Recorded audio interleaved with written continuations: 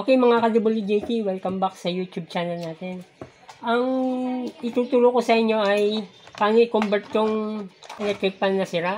Kasi ito, sira na yung motor nito, sira na rin yung bushing, sira na rin yung shafting. Itong motor na to, medyo malaki na gagastusin kasi. Ipapakita ko muna sa inyo yung motor na in-order ko. Bali, ito yung motor. Yan. Okay. Tapos, mayroon din akong speed control. Yan. Wala pang 100 to. Okay. Ito yan yung control. Ito yung gagamitin natin dito. Almost 15 watts lang ito eh. Ang pagkakaalam ko. Check natin kung okay yung nabili natin. Yan, okay naman. Okay. Yung ginawa natin nung nakaraan, yung brushless motor. Pero ito, mayroon tong carbon eh. May brush to. Pero mas mura kaysa dun sa nakaraan. Okay. Saka mas matipid, parang 15 watts nga lang. Okay. 15 watts. Yung motor na to. Okay, ituturo ko sa inyo kung paano i-convert dito. Okay. Alasin muna natin.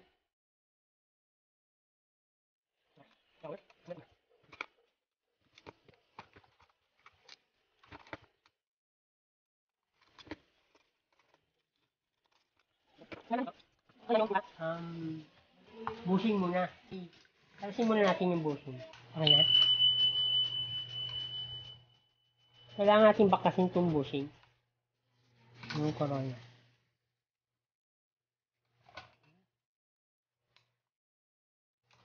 Ayan.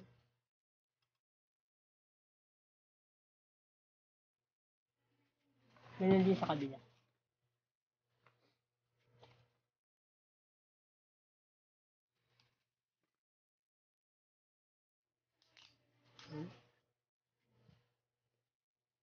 Matira na rin to.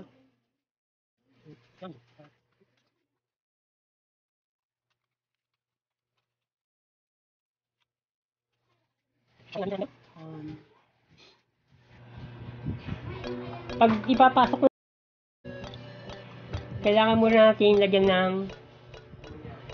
wire to. Yan. Lagyan natin ng wire. Tapos, kukunik natin dito. Gagamitan din natin siya ng sinkable tube. Okay? Lagyan natin ng sinkable tube.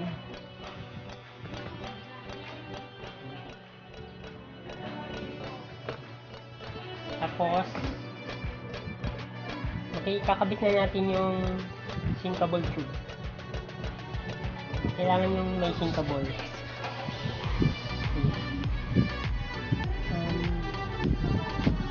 May nakalagay dito na ito tanda eh, no? May red siya.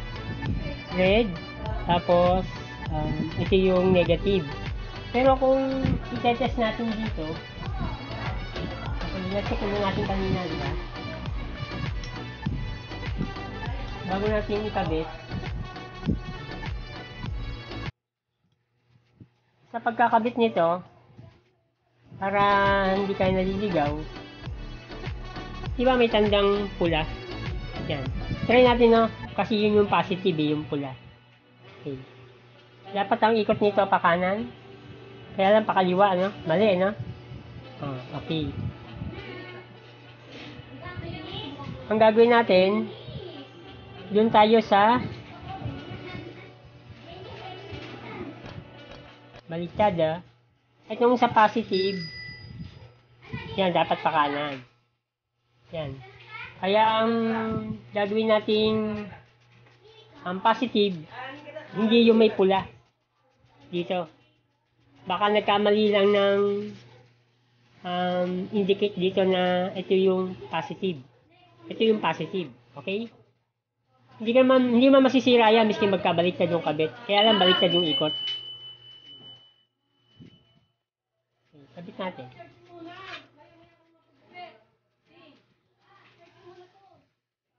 Ang gagawin natin positive yung puti.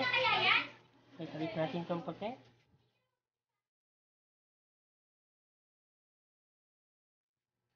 Tapos,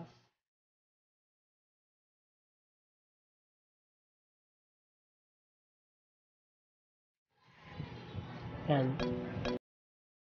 Double tube.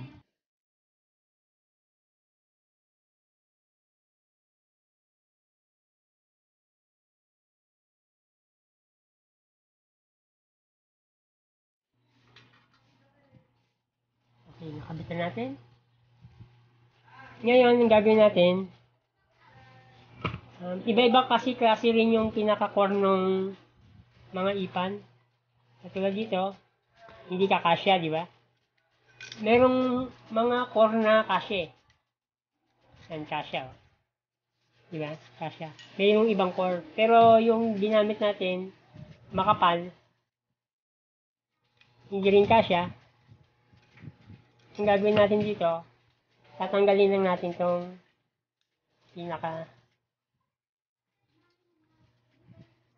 pinaka-cover. Okay. Ngayon, tapok na. Okay. Lalagyan na natin ng tape para tumikit dito. Yan. Okay. Yan. Hindi masikip na. Kailangan natin lagyan ng goma dito. Yan.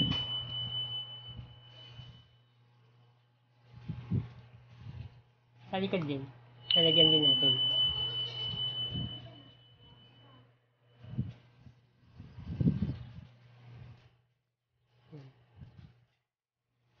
Okay. Yung goma. Pasok na natin.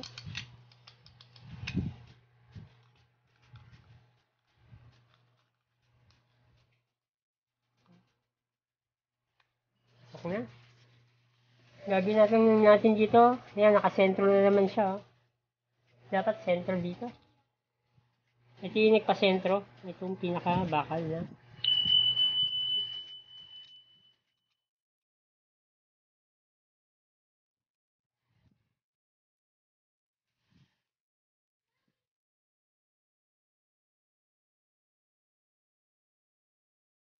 Okay, nakabitan natin. Sentro naman. Dapat ganyan. Ito pa rin yung ginamit nating pinaka-core niya, no?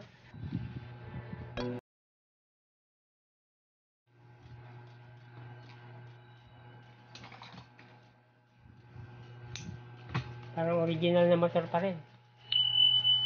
Siya pa rin. Tsaka pagka ginamitan nyo, dapat malambot. Kasi pagka masikip yung pagkalagay nyo dito, tumitigas na eh. Dapat malambot siya, ha? Okay? Dapat magaang. I-test natin to kung normal na. Bago natin isalpak doon. Natin kung kahit na direkta muna tayo, kahit wala muna yung pinaka speed control. Okay. Nakita niya, oh. Umiikot na yung kanyang oscillation. Yan. Okay. Pag i-steady natin, steady rin. Okay. Umiikot na. Okay. Hindi tama yung gawa natin. Okay, normal na. Papasok na natin dito sa mismo kanyang casing. Okay.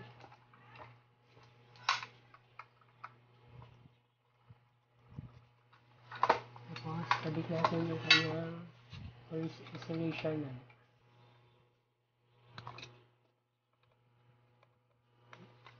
Natin kung mag-oscillation siya. Yan. Okay. Nag-rotate na. Saka natin kakabit dito. Okay, ipasok na natin. Ang gagawin lang natin dito ay kailangan na natin itong pinaka-speed control. Ito yung para kung pwede mong hinaan. Para magkakaroon siya ng speed. Yan, kompleto naman. May knobs. May control. Andito rin yung switch. Okay. Yan, di ka naman maliligaw. Kasi kung makikita dito, ito makikita dito. Ito, may nakalagay na M. Yan yung motor. Yan, motor minus, motor positive.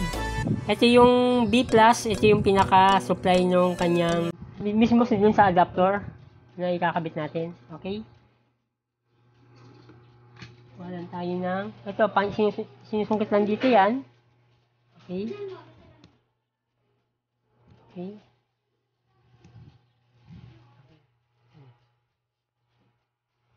Okay, yung may nakalagay na M-, yun yung block natin. Okay. Tapos, ipitan natin dito. Tapos, itong isa naman positive natin kakabit sa may motor. Positive. Okay. Kabit na. Try lang muna natin, ha. Okay. Ito yung B-. Tapos, positive.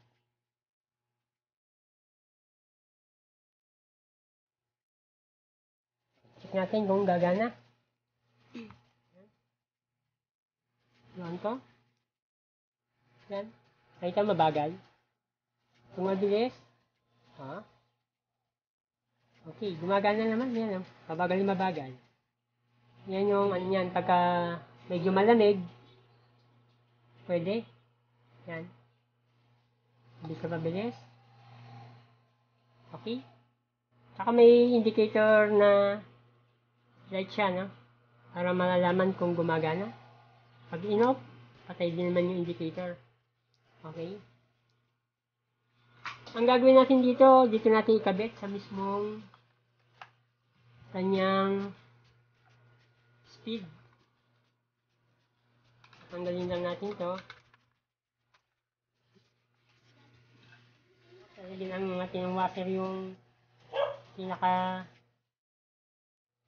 volume control. Switch. Lalagyan din natin washer dito. Okay. Tapos, lalagyan natin yung nut. Okay. Okay, nakabit na natin. Ipitan ko na lang. Washer, tsaka yung nut. Okay, pwede nang lagyan natin na. Lagyan din natin ng tape to para, kasi ito rin gagamitin natin. Okay. 0. Dito natin itapat. Kung nagko-control siya. Okay, nagko-control. Okay. Control. Okay. Ano niya? Cover.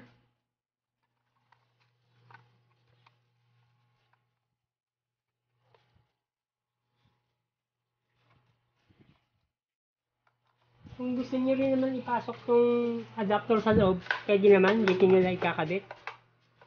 Okay? Pero mas maganda rin sa labas eh. No? Kasi ginagamit ko nga sa solar din siya. Ang gano'n. Ang lakas na lang ito yung malalaman natin kung gano'n siya kalakas.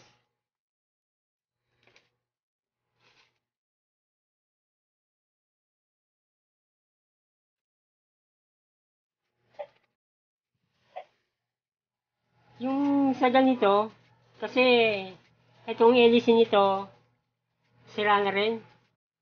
Ang nakakabit ko dito yung half moon eh, oh. Ang ikakabit ko ngayon yung half moon. Ang gagawin lang natin dito, kasi nga hindi nga papasok to, Bibilugin lang natin to. Yung pinaka half moon. Para pumasok. Pwede naman yon. Para kung nagko-convert din kayo ng ibang ganito klase yung pinaka-LDC, kubra rin dito. Yan. Ano lang natin, bibilugin lang natin hanggang pumasok. Okay.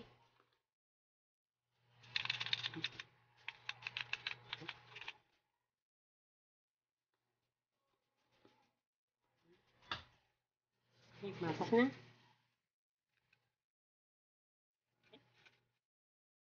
Testing na natin, ha. Yung adapter na gagamitin natin dito, pwede yung 2.5. Kung may mas malaki kayo, mas maganda. Yung 3 or 4 ampere, okay na okay yon. Pero ito, kaya na ito ng mga 2.5 or 2.6. Okay? Test natin. Okay? Lakas. Parang, ano rin siya, oh. Malakas siya. Parang standard na electric fan din, no? Yung lakas, yung hangin. Ang maganda lang dito sa ganito, pagka malamig na malamig panahon, pwede yung medyo mahina lang. Yan, no? Medyo mahina. Medyo mahina siya. Pero kung gusto natin malakas, ayos.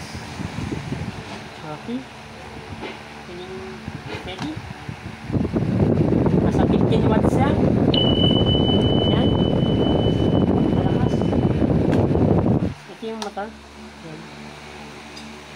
Okay. Nag-oscillation. Yan. Nag-rotate yung electric fan niya. Lakas. Yan. Okay, sana may natutunan kayo sa ginawa natin. Salamat po.